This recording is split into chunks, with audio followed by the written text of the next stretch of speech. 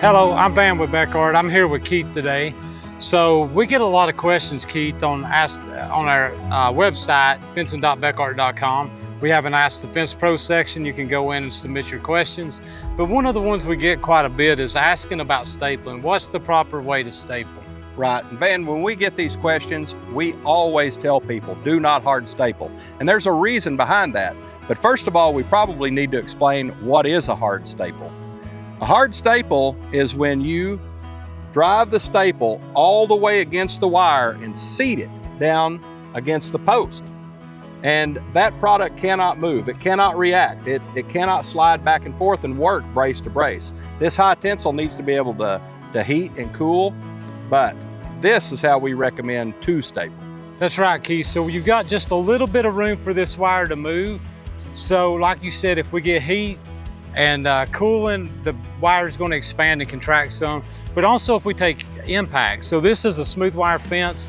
You see a lot of these where wildlife run into the fence. Deer are rough on it. If they're running, jumping through the fence, what we don't want to happen is for this post to try to move laterally, or the fence move behind a hard staple and not be able to expand back. On a fence, there's really only two places that's made to take impact, and that's your braces. That's right. You want them to hit the fence and that impact spread back out to the braces and not pull or work these posts back and forth. So what we're going to do today is we're going to simulate an animal impact. And the way we're going to do that is we're just going to bump up against it with the skid steer and show people what happens when this fence takes a little impact, a hard staple versus a proper staple. And I'll go jump in the skid steer and try to tear something up. All right, sounds good.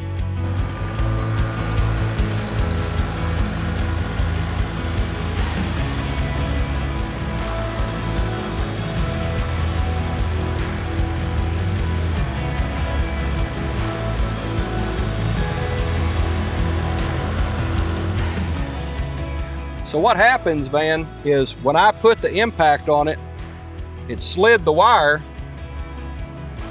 through the staple against the post, and now it can't come back. So it's a lot tighter on that side than it is over here.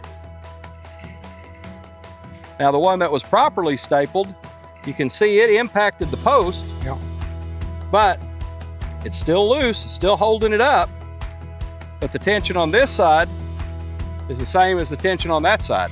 And this one, we can spin it all the way down. It'll go all the way. And this one still hasn't pulled itself back through. That's right, and you can also see this post moving now, and you can see some cracks. So by having that hard stapled, we've pulled these two posts in, so now we're getting some movement out of those. If this were to be in a dip, you're probably gonna see this post start to rise out of the ground. Start to lift up, yeah, good point. When it comes time to purchase your fencing products for your next fencing project, remember Bekaert, made in the USA. Thanks for watching.